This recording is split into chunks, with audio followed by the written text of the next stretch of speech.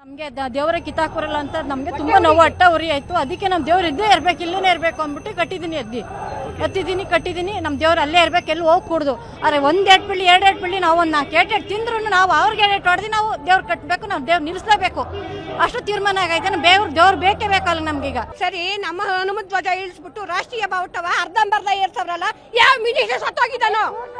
3 ಗಂಟೆ ಮಧ್ಯಾಹ್ನ 3 ಗಂಟೆ 4 ಗಂಟೆಯಲ್ಲಿ ಬಾವುಟ ಏರ್ಸವ್ರಲ್ಲ, ಪೂರ್ತಿ ಅಂತ ಏರ್ಸೋ ಸಭೆ ಏನಿತ್ತು ಅವ್ರಿಗೆ?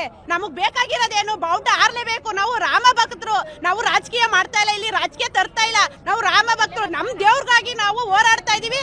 ಇವತ್ತು ಪಾದಯಾತ್ರೆಲ್ಲೂ ಹೋರಾಡ್ತೀವಿ, ಇವತ್ತು ರಕ್ತ ಸುರಿ ತನಕನೂ ಹೋರಾಡ್ತೀವಿ. ನಾವು ಬಾವುಟ ಆರಿಸ್ಲೇಬೇಕು ಸರ್. ಇವರು MLA ಆಗಿರೋರು ಈಗ ಮಂಡ್ಯ ಜಿಲ್ಲೆಗೆ ಬಂದು ಸಾವಧಾನದಿಂದ ಹೇಳಿ ಮಾತುಕತೆಗಳನ್ನ ಮುಗಿಸಿದ್ರೆ ಈ ಘಾಟಿ ಅಂತೂ ಯಾವ ಕಾರಣಕ್ಕೂ ಆಗ್ತಿರ್ಲಿಲ್ಲ ಸರ್. ಕೆರಗೋಡು ಬೀದಿಲಿ ಅವತ್ತು ಓಟ್ ಹಾಕಕ್ಕೆ ಜನಗಳು ಓಟ್ ಕೇಳಕ್ ಬರ್ತಿದೆ. ಇವತ್ತು ಸಮಸ್ಯೆಗಳ